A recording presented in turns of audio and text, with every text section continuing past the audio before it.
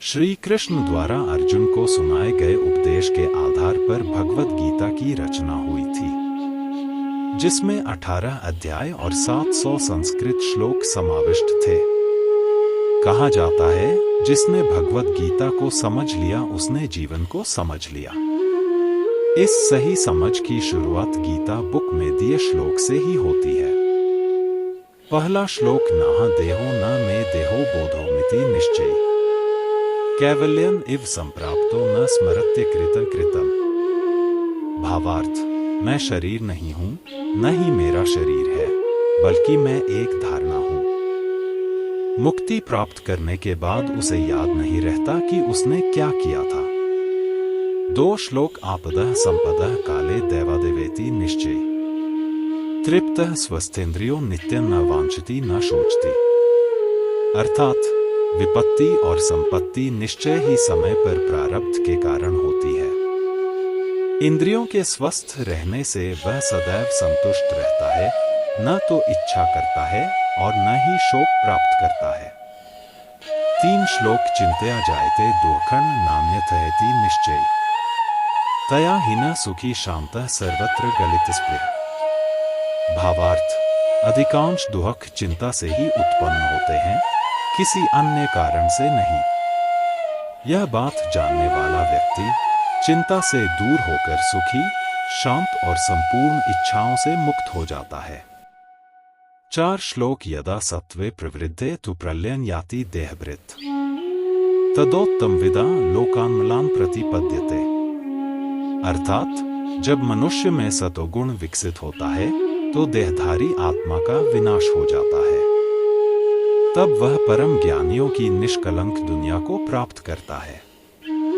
5 श्लोक सर्वद्वारेषु देहस्मिन् प्रकाश उपजायते ज्ञानं यदा तदा विद्याद् विवृद्धं सत्त्वमित्युत। भावार्थ, मनुष्य रूपी शरीर में सभी द्वारों से प्रकाश उत्पन्न होता है। जब ज्ञान विकसित होता है तो उसे सत्व कहा जाता है। उस दौरान सत्वगुण का प्रमाण बढ़ता है। 6 श्लोक मानापमान्योस्तुल्यस्तुल्यो मित्रारिपक्षयोः सर्वारंभ परित्यागी गुणातीतः स उच्यते। अर्थात, जो व्यक्ति मान और अपमान में समान है, मित्र और शत्रु में समान है, वह जो सभी आरंभों का त्याग करता है, गुण एवं अवगुण को समझता है, वह गुणवान है। 7 श्लोक कर्मणः सुकृतस्याहुः सात्विकं निर्मलं फलम् रजसस्तु फलम दुःखमज्ञान तमसः फलम।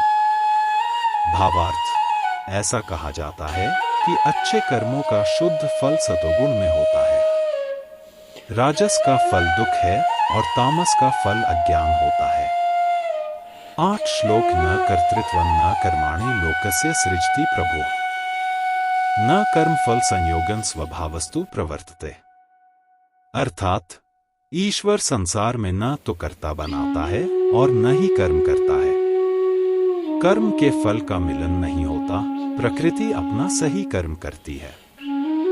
9 श्लोक यत्सांख्यः प्राप्यते स्थानं तद्योगैरपि गम्यते एकं सांख्यं च योगं च यः पश्यति स पश्यति। भावार्थ, कर्मयोगी भी ज्ञानयोगी की तरह परमधाम प्राप्त करते हैं।